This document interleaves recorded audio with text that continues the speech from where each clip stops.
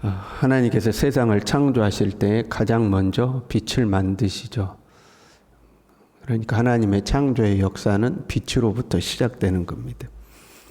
우리의 삶에 하나님께서 역사하실 때도 가장 먼저 빛이 비추기 시작하죠. 하나님의 빛이 내 마음 가운데 이제 비춰오는 거죠. 쉽게 이야기하면 하나님의 생각이 내 마음 속에 떠오른다, 이렇게 표현할 수 있을 것 같습니다. 보통의 사람들도 좋은 아이디어가 떠오른다거나 영감이 떠오르면 빛으로 표현하죠. 이렇게 불이 바짝 켜지는 그런 그림을 그리잖아요. 그걸 이제 빛이 비쳤다고 표현하는 거죠. 하나님이 우리에게 비추시는 빛은 말씀의 빛이죠. 하나님의 말씀이 내게 오는 겁니다. 그래서 105절 말씀에도 주의 말씀은 내 발의 등이요 내 길에 빛입니다, 그렇게 표현하고 있죠. 주님의 말씀이 내게 싹 비춰오는 겁니다. 물론 이 성경 말씀은 전체가 우리 각자에게 주어진 하나님의 말씀입니다. 그런데 그 말씀 중에 내 마음에 탁 와닿는 말씀이 있죠. 어떤 상황에서 어떤 말씀이 내게 확 와닿는 말씀이 있죠. 그때가 주님의 빛이 비추는 이제 순간이죠. 평상시 알고 있는 말씀이었고 너무 흔한 말씀이기도 했지만 어떤 순간에 그 말씀이 확 마음에 와닿는 그런 것들이 있는 거죠. 145절에요. 여호와여 내가 전심으로 부르짖었사오니 내게 응답하소서, 이렇게 돼 있죠. 여기서 응답하소서라는 단어가 문자적으로는 큰 소리로 외치다, 그런 말입니다. 내가 주님 앞에 전심으로 부르짖었어요. 그렇게 크게 하나님 앞에 기도했으니 하나님도 나에게 크게 말씀해 주세요, 그런 의미가 되는 겁니다. 기도와 관련해서 사용되면요, 이 단어는 기도의 응답으로서 말씀을 바라다, 그런 의미가 돼요. 내가 하나님 앞에 크게 기도합니다. 그러니 하나님도 저에게 크게 말씀해 주세요, 이제 이런 의미죠. 우리가 생각할 때 기도의 응답이란 내가 기도했던 것, 내가 소망한 것이 내 삶에 이루어진 것이죠. 그렇잖아요. 우리는 그걸 기도의 응답이라고 생각합니다. 물론 기도의 응답이 맞습니다. 그런데 하나님의 기도의 응답이 말씀으로 내게 찾아오는 거죠. 말씀이 찾아오면 확신이 생겨요. 그리고 그 확신이 생기면 말씀이 실제가 되기까지의 시간과 과정을 견뎌낼 수 있게 됩니다. 그런 거잖아요. 우리가 부모님을 쫄랐어요. 아빠 이거 해주세요. 아빠 이거 해주세요. 그랬더니 아빠가 알았다, 내가 해줄게, 말씀하셨어요. 그럼 내가 해달라는 것이 아직 내 손에 쥐어진 건 아니잖아요. 그런데 아빠가 해줄게 말해준 것을 우리는 이제 아빠가 해준다고 그랬다 하고 이제 받아들이는 거잖아요. 그리고 실제로 아빠가 그 물건을 나에게 주기까지는 시간이 필요하죠. 그래도 아빠가 해준다고 했어, 아빠가 해줄 거야 하고 이제 기다리는 거죠. 우리가 어떤 것을 하나님 앞에 소망하고 기도했는데 하나님의 말씀이 찾아오면 확신이 생기는 거죠. 하나님이 응답하시겠구나, 하나님이 역사하시겠구나 하고 확신이 생기면 이제 나머지 시간을 견딜 수가 있게 되는 거죠. 하나님이 해주신다고 했어, 하나님이 역사하실 거야 하고 이제 기다리는 거죠. 146절에요. 내가 주께 부르짖었사오니 나를 구원하소서. 여기서 나를 구원해달라는 것은 실제적인 구원이죠. 현재 내가 처한 문제에서 실제적으로 나를 구원해달라는 기도예요. 그러나 한편으로 지금 내가 의심이 있어요. 불안해요. 내 믿음이 흔들려요. 내 영혼이 어둠 가운데 있는 거죠. 거기에서부터 나를 건져달라는 거죠. 이게 될까? 이게 맞나? 이런 의심과 불안 속에 있는데 하나님의 말씀이 찾아오면 거기서부터 나는 확신과 믿음의 세계로 넘어가는 거죠. 그게 구원인 거죠. 하나님 내게 구원하소서라고 이제 간구하고 있는 거죠. 한편으로요, 145절 말씀에도요, 주님 내게 응답하소서, 그 다음에 내가 주의 교훈들을 지키리이다. 146절에도요, 나를 구원하소서, 내가 주의 증거들을 지키리이다, 이렇게 되어 있죠. 하나님이 나에게 기도 응답해 주시면 내가 이것들을 더 말씀을 잘 지킬게요. 우리가 이렇게 이해되기가 쉬운데 거기에 오해를 하면 안 되는 거예요. 기도 응답을 통해서 내가 좀 더 자유롭게 신앙생활할 수 있게 되기를 원합니다. 그런 내용이에요. 조건부로 하나님이 기도 응답해 주면 내가 이거 할게요, 그런 의미가 아니라 현재 내 상황이 신앙생활에 여유가 없는 거예요. 내 환경도 어렵고 거기에서 내 믿음도 흔들리고 확신도 없고 여러 가지 이 나를 대적하는 온수들도 있고 나를 괴롭히는 사람들도 있고 해서 현재 내가 주님의 말씀을 좀 더 여유 있게 좀 더 철저하게 지킬 만한 내 삶의 환경이 안 되는 거죠. 주님이 내게 응답하시고 역사하셔서 좀 더 자유롭게 주님을 더 잘 섬길 수 있게 하나님 도와주세요. 이제 그런 의미가 되는 거죠. 주님이 응답하셔서 내가 주님을 더 잘 섬기게 해주세요. 이제 그런 말씀인 거예요. 하나님과 딜하는 거 아니에요. 하나님 이렇게 해주시면 나도 이렇게 할게요. 그게 아니에요. 147절에요. 내가 날이 밝기 전에 부르짖으며 주의 말씀을 바라싸우며, 주님의 말씀을 바랬다는 건 뭐 하면서요? 지금 기도하는 거죠. 기도하면서 주님이 말씀으로 응답하기를 사모하고 있다는 거예요. 이제 생각해 봐야 돼요. 이미 기록된 말씀이 있으면 말씀을 바랄 필요가 없잖아요. 다음 구절에도 이렇게 됐어요. 주의 말씀을 조용히 읊조리려고, 주님의 말씀을 읊조리려고 아침에 일어났다는 거예요. 이미 주님의 말씀을 가지고 있는 거잖아요. 우리도 이미 말씀이 있는 거잖아요. 그런데 주님의 말씀을 바란다는 거죠. 한편으로 기도하고 한편으로 말씀을 읊조리면서 주님의 말씀을 사모합니다. 그런 의미예요. 무슨 의미일까요? 먼저는 말씀을 바란다는 것은 말씀이 성취되기를 바랍니다. 내가 주님 앞에 기도하고 주님의 말씀을 읊조리면서 이 말씀이 성취되기를 바라고 사모합니다. 그런 의미가 될 수가 있어요. 그리고 또 다른 의미는요, 하나님의 응답이 말씀으로 찾아오기를 바라고 있는 거죠. 우리가 그 레마의 말씀이라고 표현하기도 하잖아요. 기록된 말씀 중에 내가 이미 알고 있는 말씀이지만 그 말씀 중에 하나님의 응답이 내게 부딪혀 오는 말씀으로 있기를 원합니다. 그런 이야기예요. 사실 현대교회에서는 이 후자로 해석하기를 주저해요. 왜냐하면 부작용이 너무 많아. 그러니까 그거 하나님 말씀 아닌 것 같은데 본인은 하나님의 말씀이래요. 이제 그런 사람들이 있죠. 누가 보더라도 에이 저건 하나님의 응답이 아니야. 저건 하나님 말씀 아니야. 근데 그 사람은 주님이 내게 주신 말씀이라고 그걸 다 붙잡고 있는 사람들이 있죠.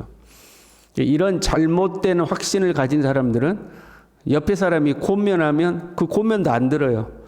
주님이 나에게 말씀하셨는데 누가 뭐라고 그러냐고 권면도 안 들어. 이제 이런 부작용이 있기 때문에 뭐 레마의 말씀이니 뭐 이런 표현을 쓰기를 상당히 주저하죠.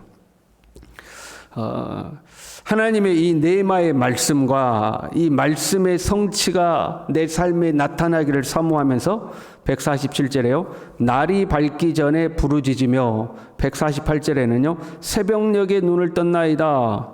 지금 새벽에 하나님 앞에 일어나서 하나님의 말씀을 읽으면서 하나님 앞에 기도하고 있는 거예요.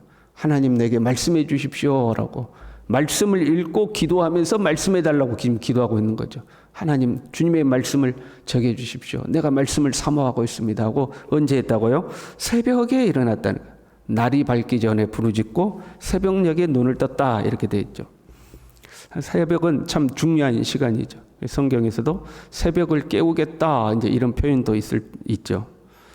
그 어떤 사람들은 한국 교회에만 새벽 기도가 있다고 이야기를 해요.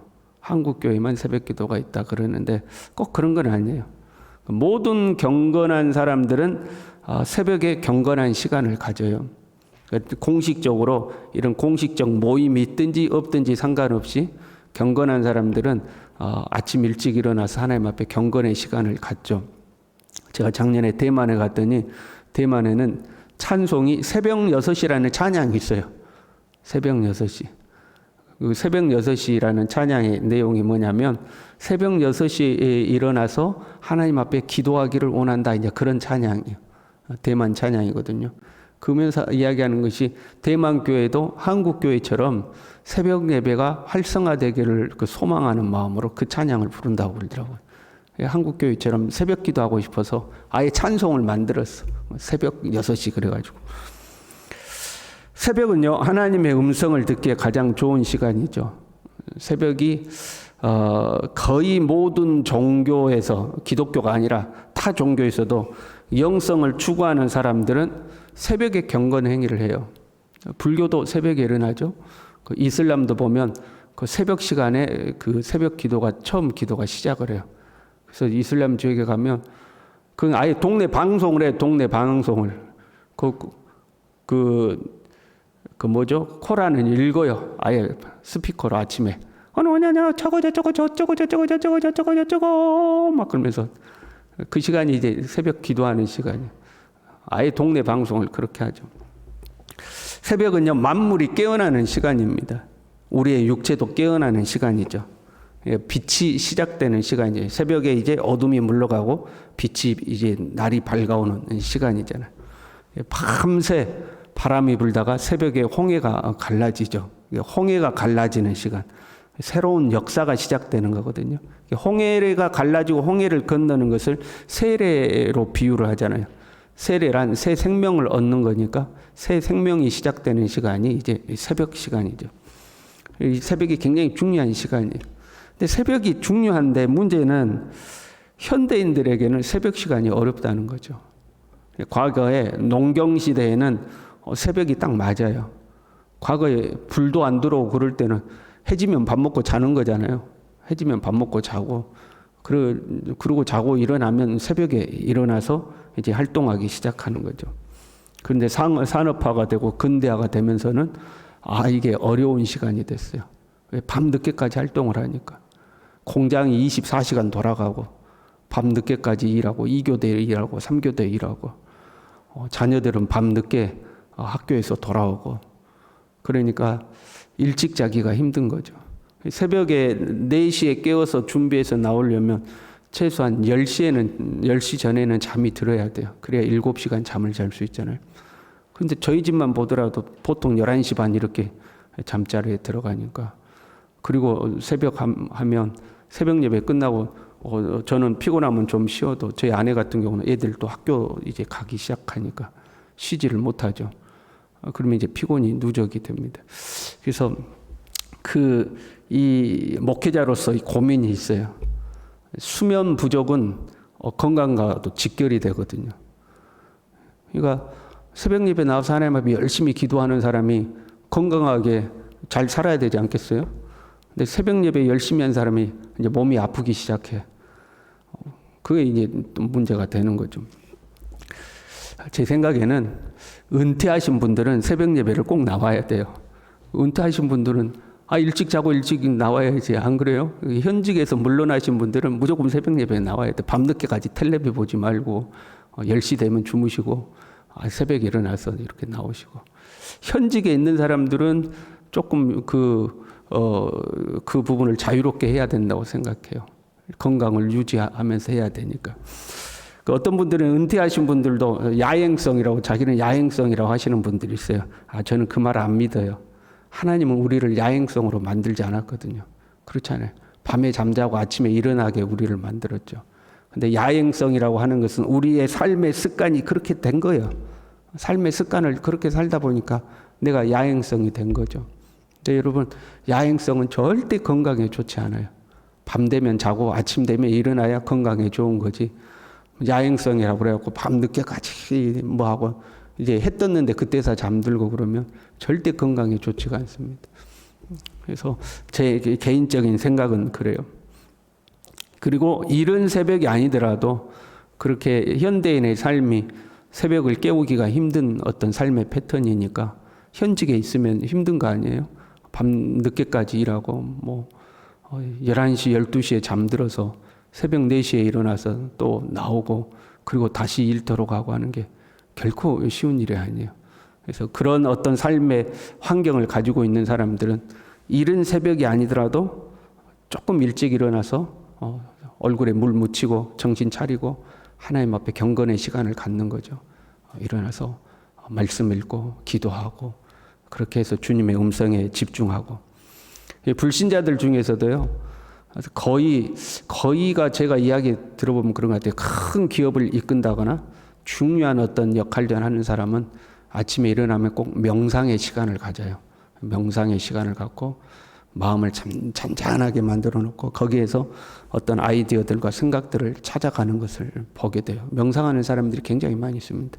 그런데 우리는 명상을 하는 것이 아니라 하나님께 기도하고 하나님의 말씀을 읊조리는 거죠. 그리고 레마의 말씀이 찾아오기를 주님의 말씀의 빛이 비춰오기를 사모하는 거죠. 그것이 새벽에 하나님의, 물론 24시간 하나님은 졸지도 주무시지도 않고 일하시지만 새벽이 그런 하나님과 대면하여 만나기에 좋은 시간이라는 거죠. 그래서 우리는 새벽에 하나님 앞에 깨어 이제 기도하는 거죠. 평생에 우리가 하나님 앞에 깨어 있는 사람들이 되기를 소망합니다. 그리고 말씀의 빛이 우리의 삶의 순간순간 비춰와서 우리가 이미 알고 있는 말씀이지만 그 말씀이 나에게 빛으로 다가와서 이 말씀이 우리의 삶에 빛이 되고 길을 인도하는 등불이 될 수 있기를 간절히 바랍니다. 기도하겠습니다. 하나님 아버지 감사합니다. 이 새벽에도 우리를 주님 앞에 불러주신 것을 감사를 드립니다. 새벽에 깨어서 주님 앞에 기도하고 주님의 말씀을 읊조릴 때에 주님의 말씀의 빛이 우리 가운데 비춰오게 하시고 그 말씀의 빛을 평생 붙들고 살아서 주님의 선한 인도 속에 우리의 인생길을 걸을 수 있도록 우리 모두를 붙들어 주시옵소서. 예수님의 이름으로 기도 올리옵나이다. 아멘.